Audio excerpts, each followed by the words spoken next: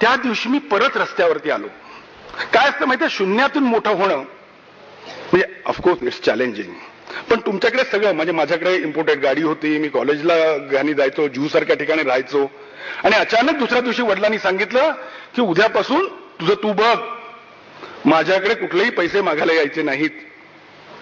वडिलांनी फक्त एकच मेहरबानी केली, ती म्हणजे त्यांनी राहतं घर मला फक्त राहायला दिलं होतं. टिपिकल परत तीच मेंटॅलिटी आडवी आली. मराठी माणूस, भिडस्त स्वभाव, कोणाकडे पैसे मागायची लाज. मला कोणाकडे पैसे मागायला लाज वाटायची की धंदा, कारण बिल्डरचा धंदा, परत मी शिकलो काय होतो इंजिनिअरिंग, त्यातून मी काय करू शकतो, मला नॉलेज कसलं होतं बिल्डरचं.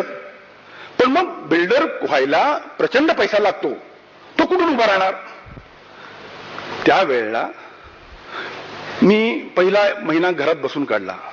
कोणाकडे बोलता येईना, कोणाकडे काही मागता येईना, कोणाकडे नोकरी मागायची लाज. तेवढ्यात माझा मित्र भेटला, अजित मराठे, शाळेतला मित्र, पहिलीपासूनचा मित्र. त्याला भेटायला गेलो. तो मी म्हटलं तुझं कसं चाललंय. तो म्हणतो माझं बरं चाललंय. मला कळलंय की तुझं बरं नाही चाललंय.